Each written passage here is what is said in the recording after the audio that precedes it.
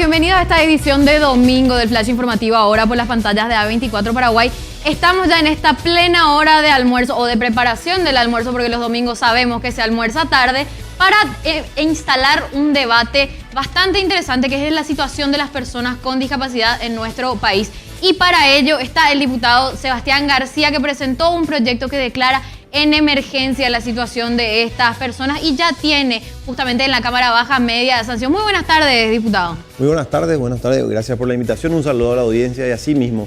Vinimos trabajando en este proyecto por varios meses, ¿verdad? Visitando organizaciones, pidiendo informes sobre la situación, sacando estadísticas, recabando datos y que nos permitieron constatar que hay una partida de leyes que regulan la situación de la discapacidad, pero que hoy son letra muerta, que directamente no se cumplen. Entonces es por eso que en nuestra atribución de congresistas, de diputados, de velar por el cumplimiento de esas leyes, tenemos esta potestad de declarar situación de emergencia, justamente para pedir la adecuación, para enmarcar una serie de cosas, una serie de actividades, de acciones puntuales que permitan la adecuación y el cumplimiento pleno de estas leyes para el pleno goce de los derechos de las personas con discapacidad. ¿Por cuánto tiempo va a ser y en qué va a consistir, en cuáles van a ser estas acciones puntuales? Bueno, declaramos situación de emergencia por un año. Las acciones puntuales se enmarcan van en el marco de la ley de accesibilidad al medio físico, de acceso a la justicia de personas con discapacidad psicosocial, de lengua de señas en noticiero informativo, en otros canales de comunicación y otra serie de cosas que tienen de acceso al trabajo, tanto en la función pública como incentivo para trabajo en la función privada para personas con discapacidad. Entonces hay una serie de acciones, una serie de cuestiones puntuales a las cuales las instituciones del Estado se van a tener que adecuar y van a tener que reprogramar su presupuesto para garantizar el pleno cumplimiento de estas acciones y de consecuencia el cumplimiento de todas esas leyes. Hablabas de la inclusión del lenguaje de señas en los medios de comunicación, pero también me parece importante puntualizar que hay plataformas como Netflix, por ejemplo, que dentro del doblaje incluyen lo que es el audio descriptivo. ¿Se va a exigir también a las cableoperadoras que incluyan esto? En realidad, esa ley en particular, por ejemplo, tiene una adecuación puntual, porque hoy tiene un artículo, por ejemplo, que es inaplicable, ¿verdad? Entonces, esa va a requerir ulteriores modificaciones, ulteriores mejoras, esa ley puntualmente, las cuales estamos preparando, que se van a presentar la semana que viene. Pero la idea es justamente ir adecuando a leyes modernas. Hoy ya no se habla solo de braille para ciegos, sino se habla de accesibilidad auditiva, accesibilidad táctil y varios instrumentos, ¿verdad? Ya con tecnología, adaptando, por decirte, las facturas electrónicas, adaptando las herramientas en general. Entonces se trata de crear un contexto accesible, una sociedad accesible, que justamente permita que el pleno desenvolvimiento de estas personas, ¿verdad? El pleno acceso a la salud, acceso a la educación, acceso al trabajo, acceso a la vida social y acceso por decirte, a los servicios públicos, al goce de sus derechos que les corresponde como ciudadanos. A propósito de derechos, uno de ellos es la educación y genera bastante indignación saber que estamos en pleno 2019 aún y hay directores de instituciones educativas que dicen que el colegio no es para locos. Esa fue una de las respuestas más lapidarias que tuvimos a partir de los datos que fuimos recabando para trabajar este proyecto de ley.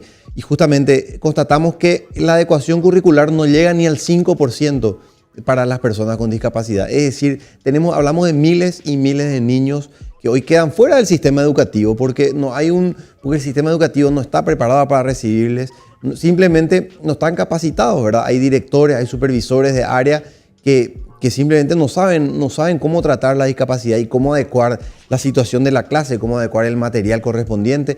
Y a veces exigen, por ejemplo, un pago o exigen la contratación de un maestro sombra. Y esas son cuestiones que tienen que ser proveídas según establece la ley de educación inclusiva.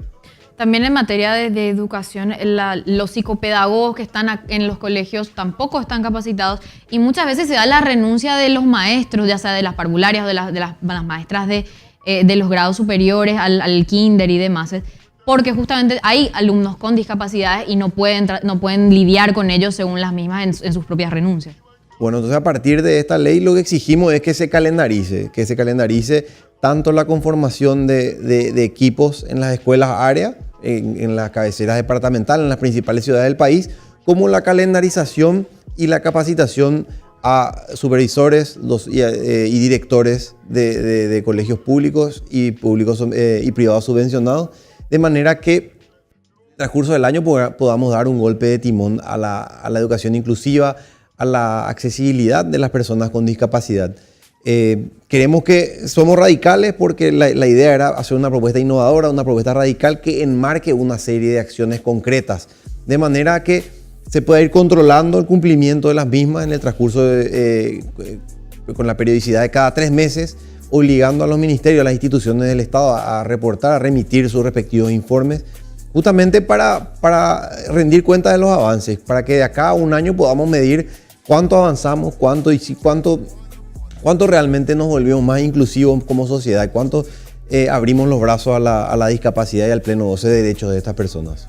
La inclusión sigue siendo una materia pendiente también en materia de infraestructura. Las veredas, las calles no están preparadas, pero tampoco las oficinas públicas, diputado. Asimismo, está la ley justamente de accesibilidad al medio físico, que hoy es letra muerta. Hoy una persona que quiere acceder al pago de servicios, al pago de servicios públicos, quiere ir a consultar sobre un servicio al cual podría acceder, simplemente no sabe si el lugar está adecuado o no, tienen que ayudarle a mover la silla de ruedas, no hay gente capacitada en lengua de señas para asistir, no hay gente, no están adecuadas las infraestructuras para los diferentes tipos de discapacidad. Entonces se trata de eliminar barreras, se trata de adecuarse de manera imperativa a la eliminación de esas barreras para que el medio sea accesible para todos. La idea es que eso pueda permear a municipios y gobernaciones para que se tenga en cuenta que no puede aprobarse un plano, no puede aprobarse una obra sin tener la aprobación de accesibilidad correspondiente, sin estar adecuada para la accesibilidad de personas con discapacidad. En el caso de las obras, ¿pasaría por la CENADIS la aprobación o pasaría por el CONADIS? Y justamente lo que buscamos es que el CONADIS sea el regulador de la materia en forma transversal, ¿verdad? Pero la CENADIS es la institución que lleva a cabo esto, ¿verdad? Hoy la CENADIS funciona por un lado como centro de rehabilitación, pero por otro lado tiene la potestad de ser el regulador de la materia de la discapacidad. Entonces buscamos que sea transversal, que la CENADIS pueda bajar la línea, digamos, la línea de acción, las pautas en todas las instituciones del Estado. Entonces buscamos que lleguen también a los municipios y las gobernaciones, pero hoy no tiene capacidad presupuestaria, no tiene capacidad de personal, entonces buscamos darle la relevancia que se merece, que la CENADIS pueda adecuar sus planes a ser ese ente regulador que justamente en forma transversal influye en todas las instituciones del Estado. También otra ley que me parece que está juntando polvo en los cajones es la ley de la contratación de las personas con discapacidad en las oficinas públicas. Asimismo, en teoría, por ley, el funcionariado público tiene que ser con algún tipo de discapacidad. Falta capacitar a los equipos de recursos humanos, de nuevo, falta adecuar las oficinas para que esa ley que hoy no tiene un cumplimiento ni del 10%, o sea, de ese 5% no se llega ni al 0,5% que debería. Tenemos que ser muy cuidadosos, ¿verdad? Y justamente por eso se involucra la ciudadanía, por eso se involucran las organizaciones de la discapacidad, que en nombre de la discapacidad no tiene que ser la excusa para que crezca nomás el funcionariado público, para contratar a mansalva, sino para que se realicen los concursos adecuados, para que se realicen los concursos en reemplazo de otra gente que sale, porque nuestro objetivo no es que engordar la administración pública, sino dar el espacio a las personas que merecen por ley. En caso de las construcciones y de la adecuación de las oficinas, nosotros que vamos mucho al Congreso por la escalera principal, por la explanada, no se puede, por supuesto. ¿Y qué hay del estacionamiento que está en el subterráneo? ¿Hay algún tipo de rampa para que puedan por lo menos subir una silla de ruedas? Y técnicamente está el ascensor, pero el ascensor del Congreso, bueno, el Congreso en general está mal pensado para la accesibilidad. La biblioteca, ni qué decir, nos tocan hacer actos, nos tocan hacer sesiones con las organizaciones de discapacidad, y cada vez que tienen que acceder las personas de diferentes tipos de discapacidad es todo un calvario adecuar la situación, el contexto para que las personas lleguen al lugar adecuado, al lugar correcto en tiempo y forma.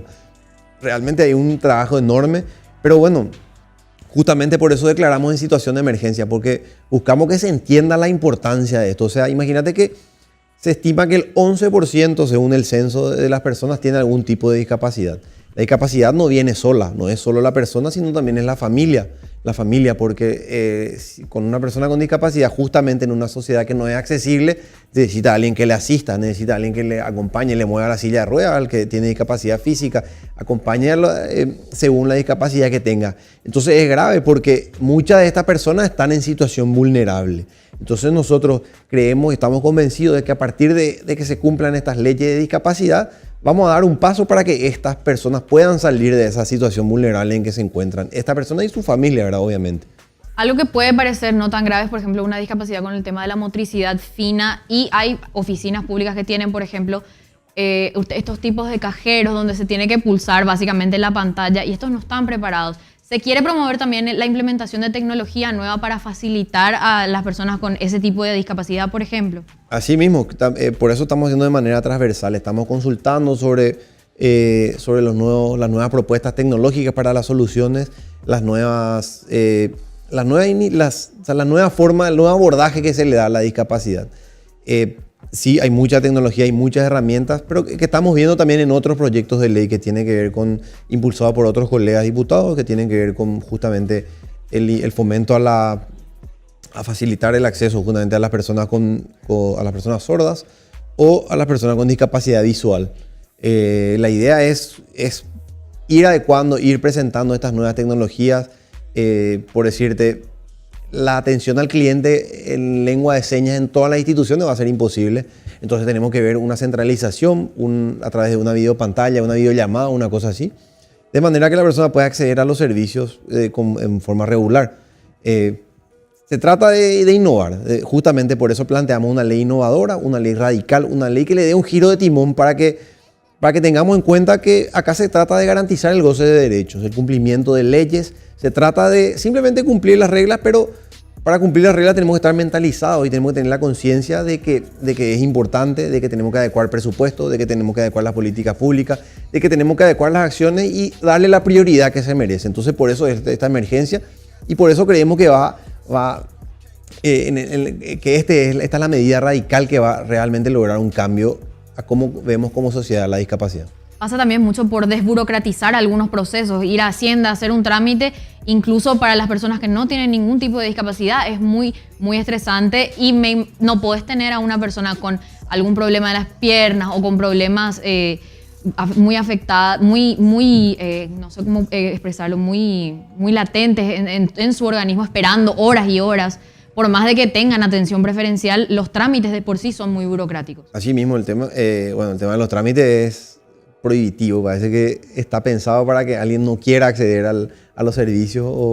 Entonces tenemos que hacerlo más amigable de nuevo. Gracias a la tecnología estamos seguros que se va a aportar a la transparencia, de los procesos, a recabar datos certeros, porque la tecnología permite tener datos certeros justamente para tomar acciones en consecuencia. Y en ese sentido, por ejemplo, planteamos en esta emergencia la digitalización y la descentralización de los carnets de discapacidad para que tener un diagnóstico más certero, más adecuado de la situación de las personas, dónde están ubicadas, dónde viven las personas con ciertos tipos de discapacidad, de manera a adecuar los servicios, a los servicios médicos, los servicios de rehabilitación, según la necesidad geográfica, porque eso también es un tema. Hoy está casi todo centralizado en la SENADIS, ¿verdad? Y la SENADIS se ve rebasada, tanto las oficinas públicas como las ONG privadas se ven rebasadas en sus servicios, porque simplemente ¿cómo se dice?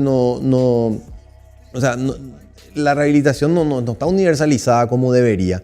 No hay acceso fácil. Mucha gente viene del interior peregrinando con una persona que tiene que asistirle durante ese día y pasan horas y horas esperando para tener su rehabilitación, y esos son procesos largos que tenés que tener con cierta cercanía de tu lugar de donde vivís, digamos.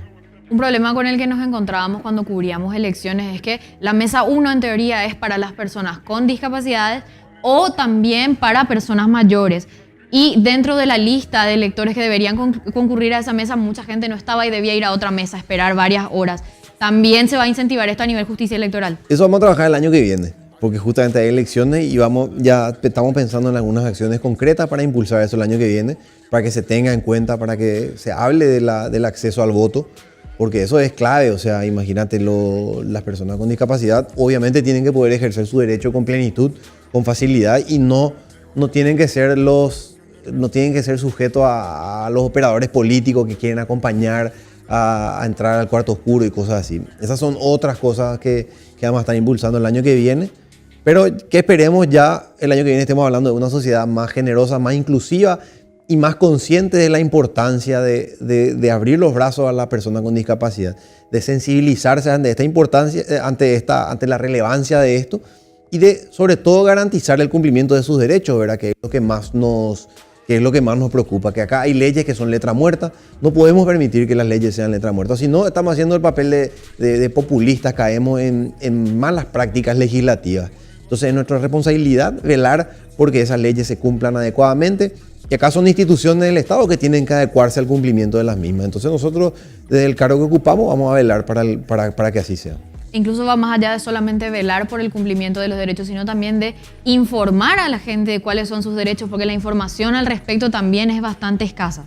Así mismo, esa es la base de la educación. Es por eso que el punto de partida es que la gente sea educada en lo que le corresponde, en lo que se merece, en lo que el Estado le debe dar. Hoy todavía hay un concepto medio asistencialista que genera barreras, ¿verdad?, a la plena inclusión de las personas con discapacidad. Entonces, es nuestro deber derribar esa barrera, derribar esos prejuicios. A veces no es por mala intención, pero ya es por conceptos viejos, por conceptos anticuados, por ignorancia, llamemos, ¿verdad? Entonces se trata de dar esa educación correspondiente, de adecuar los conceptos, de adecuar las capacitaciones para que se ponga a la discapacidad en el lugar que debe estar, ¿verdad? En el lugar que debe estar para que las leyes se cumplan.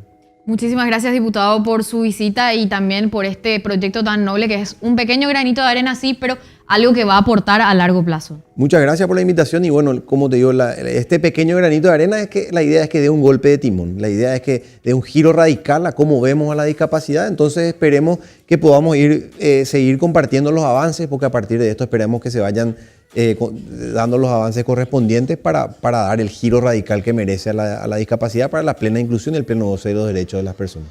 Esto claramente también lo hacemos para visibilizar la situación de las personas con discapacidad en casa, porque también hay que empezar por allí, educando a todos los familiares a entender que un pequeño gesto como ayudar a una persona con discapacidad visual a cruzar la calle o llevarlo hasta su destino, si es que queda cerca del lugar donde nos encontramos con esta persona, es más que suficiente para dar un paso hacia la inclusión.